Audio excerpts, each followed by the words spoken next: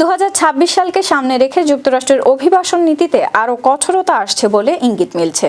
Trump প্রশাসনের একাধিক নির্বাহী আদেশ ও নিয়ন্ত্রক প্রস্তাবে আশ্রয়, প্যারোল, টিপিএস, কাজের অনুমতি এবং বিভিন্ন ভ্রমণ কর্মসূচির শর্ত ও ফি বাড়ানোর ঘোষণা এসেছে। ইউএসসিআইএস ও ডিএইচএস জানিয়েছে, এসব পরিবর্তন কার্যকর হলে অভিবাসন প্রক্রিয়ার আর্থিক ও প্রশাসনিক চাপ উল্লেখযোগ্যভাবে বেড়ে যাবে। উচ্চ দক্ষ কর্মীদের H-1B ভিসায় অতিরিক্ত ফি আরোপ এবং কঠোর যাচাই চালু করা হয়েছে, ফলে অনুমোদন প্রক্রিয়া ধীর হচ্ছে। একই সঙ্গে ডাইভার্সিটি ভিসা বা ডিভি লটারি স্থগিত, গ্রিন কার্ড আবেদনে নতুন করে পর্যালোচনা এবং পাবলিক চার্জ নীতি সম্প্রসারণের প্রস্তাব অভিবাসন প্রত্যাশীদের মধ্যে উদ্বেগ বাড়িয়েছে। এছাড়া 2026 অর্থবছরে শরণার্থী গ্রহণের কোটা ইতিহাসের সর্বনিম্ন পর্যায়ে নামানো হয়েছে এবং আরও কয়েকটি দেশের ওপর ভ্রমণ নিষেধাজ্ঞা কার্যকরের সিদ্ধান্ত এসেছে। কাজের অনুমতির মেয়াদ কমানো হলেও বিপরীতে উচ্চ সম্পদশালীদের জন্য গোল্ড কার্ড ভিসা চালুর ঘোষণা দেওয়া হয়েছে।